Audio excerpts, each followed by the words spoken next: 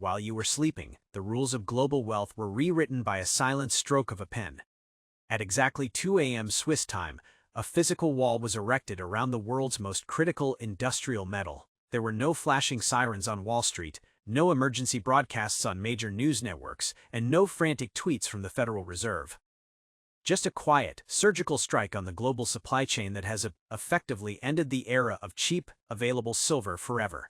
Switzerland, the undisputed heart of the world's precious metals refining, has pulled the emergency brake.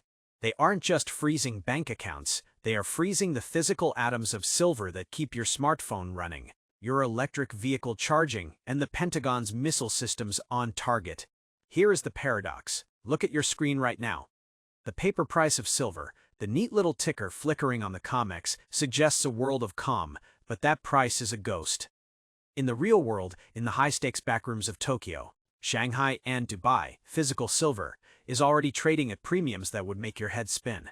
We are witnessing a systemic liquidity squeeze that the public isn't supposed to see. This is the rare earth's moment for the West. China has slammed the door, Switzerland has locked the gate, and the United States has just realized it is trapped, outside in the cold. Today, we perform a forensic analysis of the 2 a.m. freeze to reveal why the smart money is vanishing into the shadows, and why the paper market is about to suffer a violent, terminal heart attack. To understand the chaos, we must look at the crime scene. On January 1, 2026, China, the dragon that produces and refines a massive portion of the world's silver, officially reclassified silver as a national strategic material. In bureaucratic language, that is a kill switch. They didn't ban it, they licensed it, ensuring that only state-approved entities could move an ounce out of the country. But the real earthquake hit the Alps, the three titans of the refining world, PAMP, Valcambi, and Argor-Heraeus, who together process roughly 70% of the world's refined silver, received a chilling notice from the Swiss Federal Customs Administration, effective immediately. All silver shipments over 1,000 kilograms are subject to a mandatory export license review. The minimum processing time, 14 to 21 business days. In the high-speed world of global logistics, 21 days is an eternity. It is, for all intents and purposes, a total freeze. Every major commercial shipment of silver is now hitting a bureaucratic wall. Bars destined for the U.S. Mint, granules headed to German solar factories, and kilobars promised to Asian investors are all sitting in Swiss warehouses, gathering dust. This isn't just a delay. It is triage. Switzerland produces zero silver of its own. It is a pass-through node that relies on raw material from China, Peru, and Mexico. With China cutting the cord, the Swiss vaults began to bleed out. Reports from insiders suggest combined inventories at the major refineries dropped to a staggering 8 million ounces, less than a single week of global industrial demand. Faced with a choice between serving the global market or saving their own domestic industry, the Swiss chose self-preservation. The valve is closed. Now, let's peel back the layers and look at the hidden war driving this collapse. Why now, and why silver? The paper illusion versus the physical reality. For decades, the global financial elite have used paper silver to suppress the true value of the metal. For every 1 physical ounce of silver sitting in a vault, there are hundreds of paper claims, ETFs, futures, and unallocated accounts. It's a giant game of musical chairs. As long as no one asks for their chair, the music keeps playing. But Switzerland just stopped the music. When you freeze the physical metal, the paper claims become worthless. We are seeing a structural fracture where the screen price and the street price are decoupling. If you can't take delivery of the metal, the price on your phone is just a meaningless number. The smart money knows this. They bypasses the exchanges and outbid everyone to secure what little physical inventory is left. The U.S.-China economic war. Weaponizing the periodic table. China's export ban isn't a random policy. It's a strategic masterstroke in the ongoing war with the United States. Silver is the Achilles heel of the modern tech economy. The net zero trap. You cannot build a green revolution without silver. Every solar panel requires silver paste. Every electric vehicle requires twice the silver of an internal combustion car. By controlling the silver supply, Beijing effectively controls the speed of the West's energy transition. The military dimension. Silver is essential for high-end electronics and guided munitions and satellite tech. The U.S. defense industrial base is now staring at a supply chain that runs directly through their greatest rival, the corporate bloodbath behind the scenes. The giants are panicking. Imagine a German solar manufacturer that signed a long-term contract to buy silver at $80 an ounce back when it was $25. Now the physical price is $150.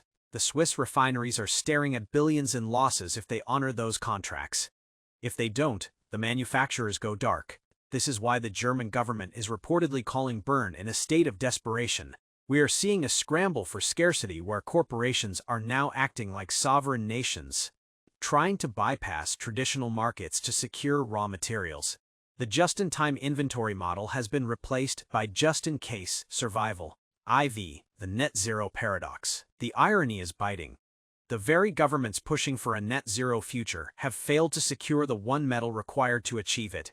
The demand from the solar industry alone is projected to consume 85% of global silver production by 2030. There is no plan B. There is no substitute for silver's conductivity. The math doesn't work, and the market is finally realizing it. Switzerland's 2 a.m. decision was the death knell for the old globalized system of trust. When the world's most reliable, neutral, and efficient refining hub decides to hoard its output for national security, it tells you that the system is broken beyond repair. The information asymmetry window is closing right now. The financial media is still treating this as a temporary procedural delay. But you don't use emergency national security language for a simple paperwork update. The refineries are running, but the silver isn't leaving. It's staying home to feed Swiss industries and fill the strategic reserves of the Swiss National Bank. So, what are the consequences? First, the era of low premiums is over. Paying 50% or 100% over the paper price is no longer an anomaly. It's the entry fee for the only market that matters. Second, the paper market faces a looming force majeure. At some point, the COMEX will have to admit they cannot deliver the physical metal at the paper price. When that happens, the price won't just rise, it will gap up to levels that seem impossible today. The 2 a.m. freeze was the starting gun for a race that most people don't even know they're in. The people who understand what is happening are moving in silence.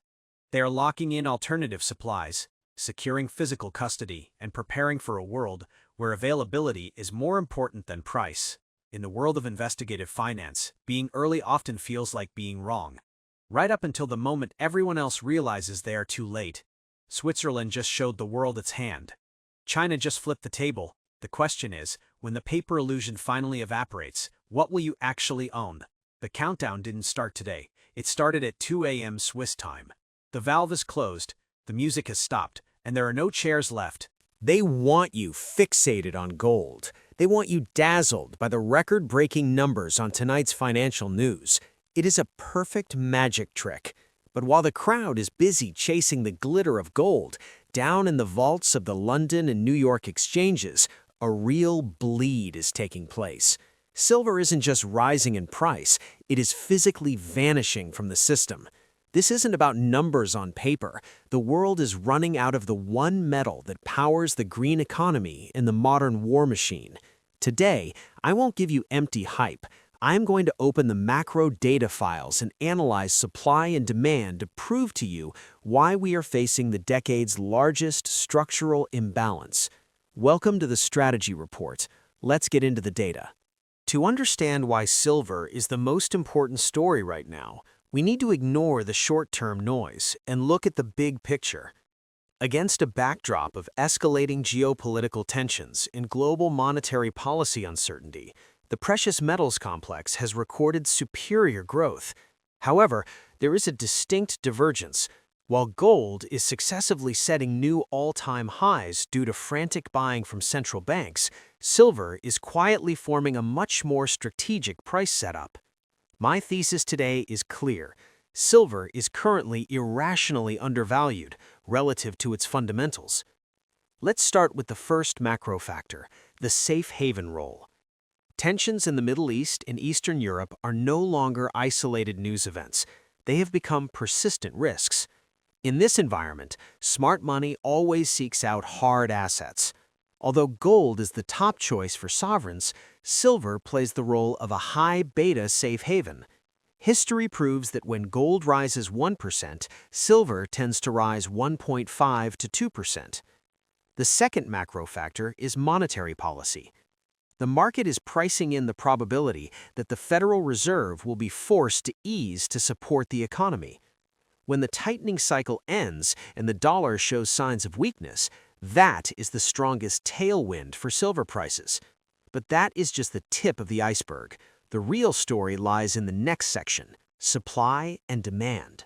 Unlike gold, where most supply is stored in vaults and recirculated into the market, silver is an industrial metal that is consumed and extinguished. This is the key point that Wall Street often ignores. On the demand side, we are witnessing a shock from the energy transition. Silver demand no longer depends on jewelry or photography like in the last century. The current driver comes from the green economy. The solar industry is booming with next-generation battery technologies like TOPCon and HJT, which require a much higher silver content to achieve optimal conductivity. Add to that electric vehicles and artificial intelligence. You cannot run an AI data center or a guided missile system without high-quality semiconductor components, where silver is an irreplaceable material. But on the other side of the scale, supply is facing serious challenges. Here is a fact few people know. About 80% of global silver supply is merely a byproduct of copper, lead, zinc, and gold. What does this mean? It means silver supply is extremely inelastic. Mining companies cannot simply increase silver production when the silver price rises. They only dig up more silver when the demand for copper or zinc increases.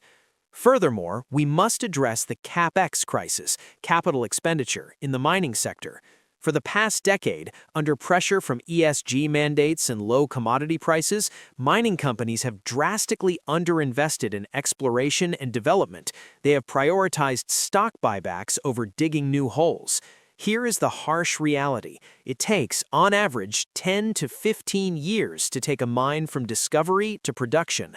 Even if the price of silver doubles tomorrow, new supply cannot come online until the mid-2030s. We are facing a supply cliff that no amount of money can bridge in the short term. The geological reality is colliding with the industrial necessity. Data from the Silver Institute shows the market has experienced a supply-demand deficit for 4 consecutive years. This deficit is gradually eroding the visible stockpiles at COMEX in London. We are draining the final bars out of the vaults. So where is the opportunity? A professional investor doesn't look at price, they look at relative value and market structure anomalies. The East-West arbitrage.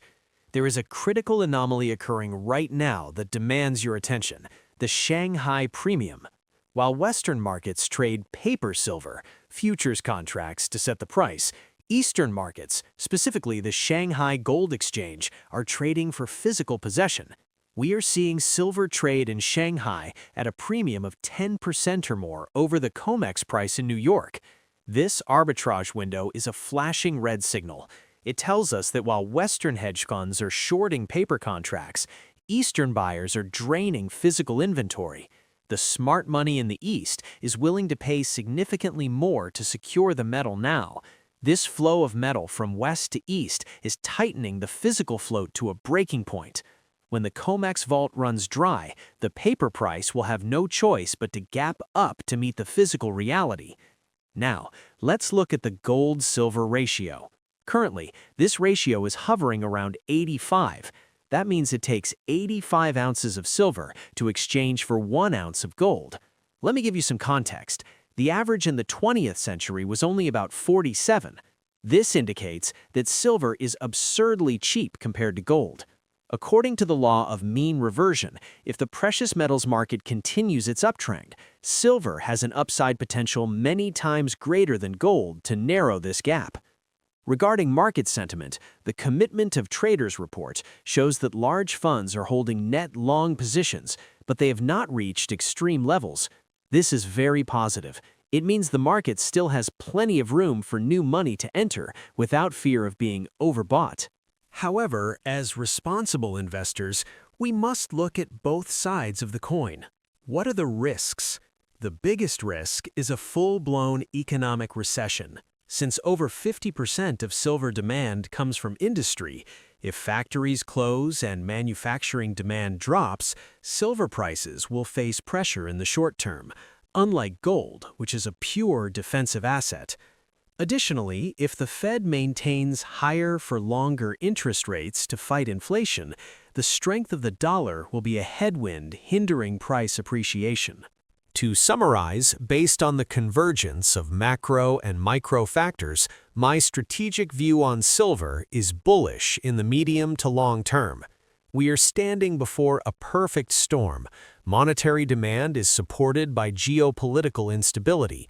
Physical demand is driven by the irreversible green industrial revolution. Meanwhile, supply is constricted by a decade of underinvestment and cannot react quickly. We are witnessing a gradual decoupling between paper silver prices and physical reality, evidenced by the widening Shanghai premium. As stockpiles continue to drop to alarmingly low levels, the pricing mechanism will be forced to reflect the true scarcity of this metal. My advice? Watch the inventory data and the arbitrage spreads closely. Do not let short-term price fluctuations deceive you. When the monetary system shakes, gold is the shield, but silver is the sword. Thank you for watching this report. See you in the next analysis.